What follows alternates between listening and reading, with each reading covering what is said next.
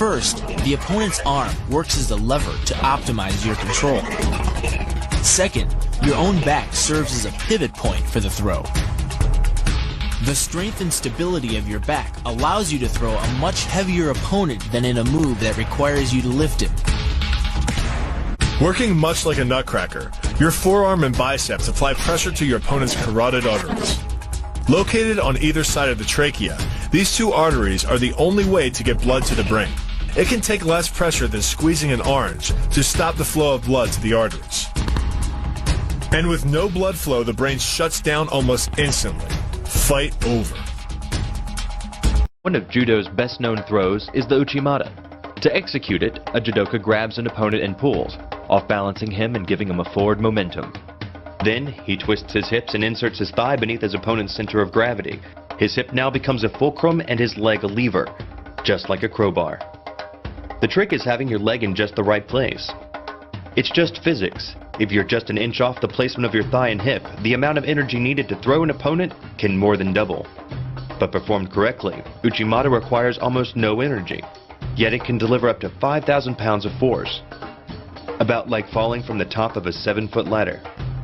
If it weren't for the mat, a throw like uchimata would be enough to cause serious injury, or even paralysis. Getting dominant position is critical to securing the okuri-iri-jimi choke in judo. Once you're positioned behind your opponent, you roll forward using your momentum, multiplied by the leverage of your leg, to bring him to his back. Then, wrap your legs around his body, forcing his arm upwards while your hand pulls his gi across his neck.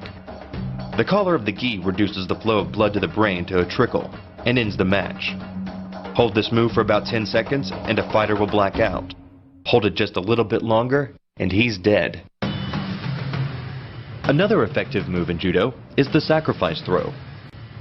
Falling backwards as your opponent charges pulls your opponent off balance. Then, you drive one leg into his midsection to guide his momentum, lifting his center of gravity up and over, and hurling him to the mat. The sacrifice throw is a simple lesson in the conservation of energy. The stronger the opponent attacks, the further he gets thrown. It works like a catapult where your opponent's momentum supplies the counterweight. The faster he's going, the further he's going to fly, and the harder he's going to land. Most agile move is the scissor takedown. It begins by hooking your arm under your opponent's and clamping down on his sleeve for control.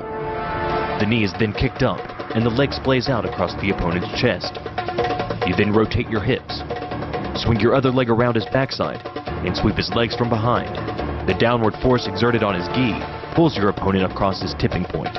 Along with your body weight, you generate enough instability in your opponent to drive his body to the mat, like a child tossing around a rag doll. Throw. It begins by cross-grabbing an opponent's sleeve under the armpit, stepping in with one foot between his legs, and grabbing the back of his belt. Then, with a jump and a quick twist with your feet, you bend forward and back your hips underneath your opponent's.